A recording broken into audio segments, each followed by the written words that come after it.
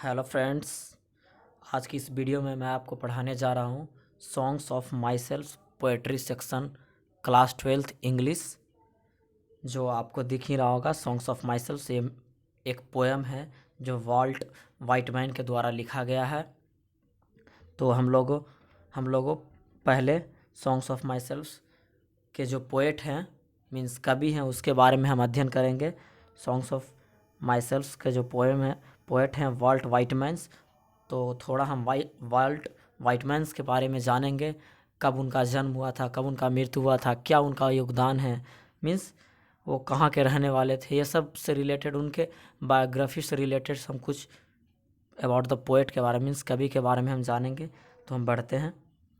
Vault Whitman 1819 1892 1819 to 1892, the people's poet, is perhaps the most individualistic literary figure that America has been produced। मतलब कहने का मतलब है, पहला लाइन हम लोग देखें। सबसे पहला क्वेश्चन तो ये राइज होता है, मेनली ये क्वेश्चन पूछा भी जाता है कि सॉन्ग्स ऑफ माई सेल्फ का पोएट कौन है, मीन्स कवि कौन है। तो पहला क्वेश्चन हम यहाँ याद करेंगे कि सॉन्ग्स ऑफ माई सेल्फ का पोएट कौन है, तो हमें वॉल्ट वाइटमैन्स याद करना होगा। फिर इनका जो ये लाइफ स्पेन है, जीवन काल है, वो याद करना होगा। 1819 में उनका जन्म हुआ था, 1892 में उनका मृत्यु हुआ था। फिर ये एक इम्पोर्टेंट लाइन है कि the people's poet, people's means लोग कवि थे। ये मतलब कि पीपल्स को लोगों का कवि कहा जाता था, इन्हें लोगों का कवि इन्हें कहा जाता था। Perhaps the most individuality literary figure that America has been produced. मतलब कि इंडिविजुअलिस्टिक मतलब होता है व्यक्तिगत, साहित्य लेखक में संबंध रखते हैं, उसे हम इंडिविजुअलिस्टिक कहते हैं। He begin working as a carpenter before is 12th birthday. 12th birthday कहने का मतलब ये, 12th बर्थडे कहने का मतलब ये जब 12 साल के, तो 12 मीन्स आप लोग अपना 12वां वर्ष काउंट कब मनाते हैं, मीन्स जन्मदिन कब मनाते हैं, जब आप 12 साल के होते हैं। तो इन्होंने भी अपना 12 साल के उम्र में ये क्या करते थे, ये कारपेंटर के काम करते थे, means. And he also work as a printer, teacher and editor and was a volunteer nurse during the civil war. Means civil war के बारे में जानते ही होंगे आप कि वह वार जो खुद अपने देशों के बीच लड़ा जाता है उसे सिविल वार कहते हैं, और जो दूसरे देशों से लड़ा जाता है उसे वर्ल्ड वार कहते हैं। तो सिविल वार जब ये अमेरिका में उस टाइम मीन्स सिविल वार हो रहा था, तो ये एक टीचर मीन्स तो जानते होंगे आप, शिक्षक होता है। प्रिंटर जो प्रिंटर तो प्रकाशक होता है, प्रिंटर मतलब एडिटर मतलब संपादक मतलब जो ये सब न्यूज वगैरह ये सब छापता है। तो ये मोटिवेशनल मतलब मोटिवेट करते थे उन्हें। वोल्टायर मीन्स यहाँ वोल्टायर जो मतलब मदद करता है, किसी प्रकार से आपको कुछ पैसा वगैरह नहीं लगा, सिर्फ मदद करेगा कि आप ये सब करना गलत है, चाहिए करना सही है, किस तरह से आपको अच्छे सुझाव देता है। वोल्टायर मतलब वो होता है। तो जब सिविल वार वहाँ चल रहा था, तो वाल्ट वाइटमैन्स क्या थे, एक वॉलेंटियर थे जो मदद करते थे लोगों को कि क्या गलत है क्या सही है। वो अपने संपादक मीन्स एडिटर मीन्स न्यूज़पेपर के माध्यम से, पोएम के माध्यम से समझाना चाहते थे कि ये चीज़ करना गलत है, ये चीज़ करना सही है, ये सब वगैरह उन्हें समझाया करते थे। तो मैंने ये जो पढ़े, मैं यहाँ इम्पोर्टेंस जो है, ये अबाउट द पोएट से जो इम्पोर्टेंट्स लाइन है वही सिर्फ पढ़ाऊँगा। अगर जो बचे लाइन है आपको समय मिले तो आप पढ़ लें। अब यहाँ के बाद जो इम्पोर्टेंस लाइन है मैं वो आपको बताऊँगा। ये सब इम्पोर्टेंस लाइन है, यहाँ पे आप चलते हैं। इम्पोर्टेंस लाइन यहाँ पे है, ये in after वाइटमैन्स in 1881, after many edition, Leaves of Grass finally found a publisher willing to print it. Unshared translation of collection were enthusiastically received in Europe, and but White remains relatively unappreciated in America. Means in 18 after edition, means ये एक book है lives of grass.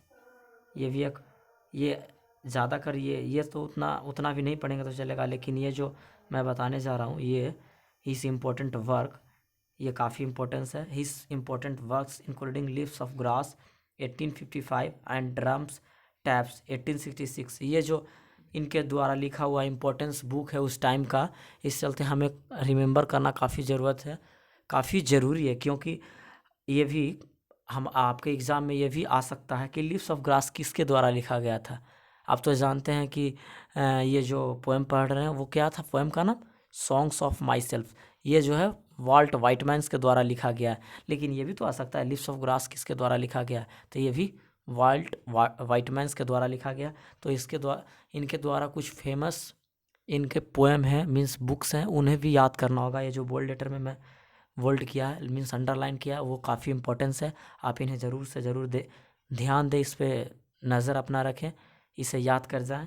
इससे होगा कि आपको exam में किसी प्रकार की परेशानी को सामना नहीं करना पड़ेगा। अब हम सॉन्ग्स ऑफ माई सेल्फ जो पोएम है उसकी ओर बढ़ेंगे। किस तरह से ये सॉन्ग्स ऑफ माई सेल्फ जो पोएम है, उस पोएम के माध्यम से कवि ने क्या हमें संदेश देना चाहा है, क्या हमें यह पढ़ाना चाहा है। सॉन्ग्स ऑफ माई सेल्फ के मतलब हम पहले ये जानेंगे।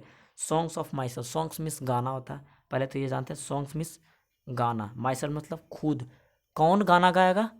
खुद गाना गाएंगे, अपना गाना खुद गाएंगे।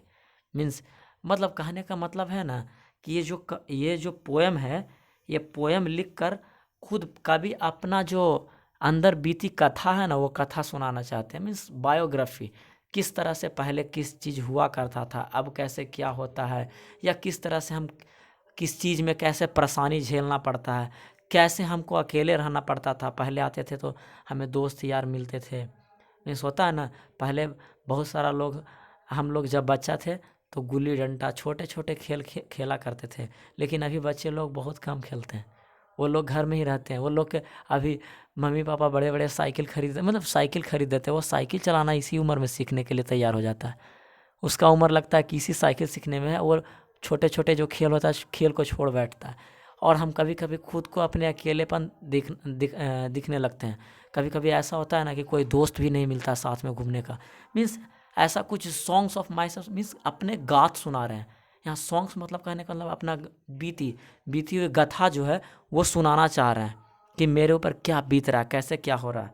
I celebrate my self and Singh my self, मतलब कि वे बताना चाह रहे हैं, वो ये बताना चाह रहे हैं कि मैं खुद, आई सेलिब्रेट मीन्स कोई चीज़ उत्सव करना, सेलिब्रेशन करना, दुर्गा पूजा ये सब सेलिब्रेट करते हैं। सेलिब्रेट माई सेल्फ, मैं खुद उत्सव करता हूँ। एंड सिंग्स माई सेल्फ, मैं खुद उत्सव करता हूँ, मतलब मैं खुद खुश होता हूँ और मैं खुद गाता हूँ। And what I assume you shall assume, मतलब कि जो मैं मानता हूँ, अज्यूम मतलब मानना होता है, सेलिब्रेट मीन्स तो उत्सव मनाना, सिंग तो आप जानते ही होंगे। अज्यूम मतलब होता है मानना, कि what I assume you shall assume, मतलब कि जो मैं अज्यूम करता हूँ, जो मैं मानता हूँ वो भी तुम ही मान रहे हो। मतलब कि कहने का मतलब है ना कि वो कहना चाह रहे हैं कि जिस तरह से मैं खुद अपने गाथा को गा रहा हूँ, मुझे जिस तरह की पीड़ा मेरे अंदर आ रही है, आपके अंदर भी यह पीड़ा है। What I assume you shall be assume, मतलब कि आपके अंदर भी यह पीड़ा है। ये नहीं है सिर्फ कि मैं अपने गाथा को आपके बीच सुना रहा हूँ तो मेरे अंदर ही यह त्रुट, मेरे अंदर ही यह दुख है, या मेरे अंदर ही यह समस्या मेरे अंदर ही सिर्फ है, ये तुम्हारे अंदर भी समस्या है। And for every atom belonging to me as good belonging to you, मतलब कि जिस तरह से मेरे हर एक कण में यह दुख पैदा होता है कि मुझे अकेलेपन रहना पड़ता है या किसी प्रकार के हमें समस्या झेलना पड़ता है, उसी प्रकार से to me good belonging to you, मतलब कि आपको भी यह समस्या को झेलना पड़ता है। सिर्फ मुझे नहीं, आपको यह भी समस्या को झेलना पड़ता है। ये मत कहिए कि आप अपने सॉन्ग में इस गाथा को आप मेरे सामने नहीं सुना रहे हैं तो आपको ये समस्या का सामना नहीं करना पड़ रहा है। आपको भी ये समस्या का सामना करना पड़ रहा है, लेकिन आप इस गाथा को आप सुना नहीं रहे हैं। हम अगली लाइन देखेंगे।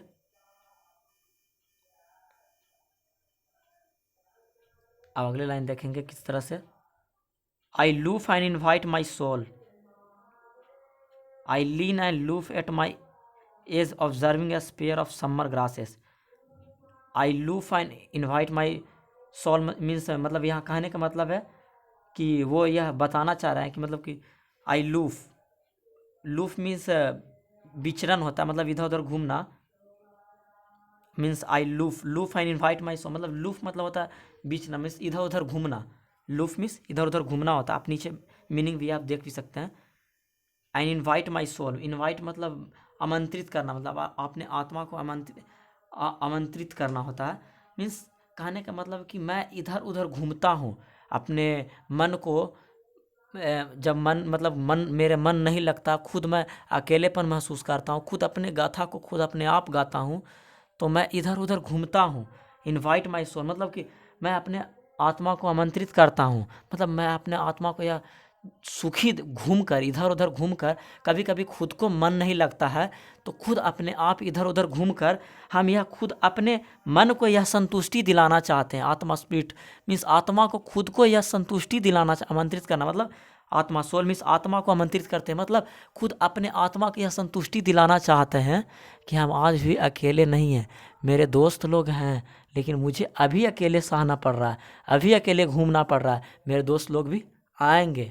ऐसा कुछ अपने आप को कुछ संतुष्टि दिलाते हैं ना कि अभी हमें अकेला रहना पड़ रहा है। जैसे सपोज़ मम्मी वगैरह नहीं रहती है तो हमें खुद को यह सामना करना पड़ता है कि लगता है कि कोई दिक्कत नहीं है, 1-2 दिन के लिए मम्मी नहीं है, उसके बाद मम्मी ज़रूर आ जाएंगे। ऐसा कुछ अंदर में भावना हम करते हैं जिससे कि हमें संतुष्टि मिलती है। कुछ होता नहीं है, बस संतुष्टि मिलता है।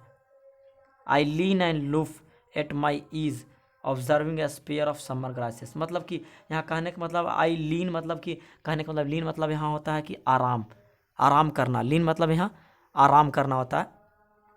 एंड लूफ मीन्स तो अभी बताएं, मतलब इधर उधर घूमना होता है।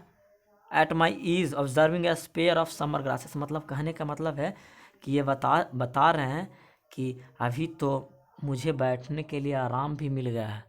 क्यों आराम मिल गया? किसी के साथ घूमने के लिए, मैं तो अकेले हूँ, मुझे तो लगता है मुझे आराम मिल चुका है। मैं मतलब कि हिसाब मतलब कि मैं अपने आई लूफ एट माई ईज मतलब कि हिसाब से घूरना, मतलब अभी तो लगता है कि पहले क्या होता है, मैं अपने दोस्त लोग के साथ घूमते हैं तो घूमने के लिए हमें क्या टाइम कैलकुलेट करना पड़ता है नहीं ना। जब आप किसी साथ घूमते हैं तो आपको समय नहीं पता चलता है, आपको समय नहीं पता चलेगा। आप जब घूमेंगे तो आपको समय नहीं पता चलेगा। लेकिन यहाँ बता रहे हैं आई लूफ एट माई ईज, आप कब समय को कंट्रोल करते हैं? आप खुद ही बताएंगे आपको टाइम कब पता चलता है। जब खुद आप अकेले होते हैं, आपको मन नहीं लगता। किसी कार्य को करने में अगर मन ना लगे तो आप ज़रूर टाइम को कैलकुलेट करेंगे। अगर उस कार्य को करने में आपको मन लगेगा तो आपको टाइम पता नहीं चलेगा 9 बजा है कि 10 बजा है।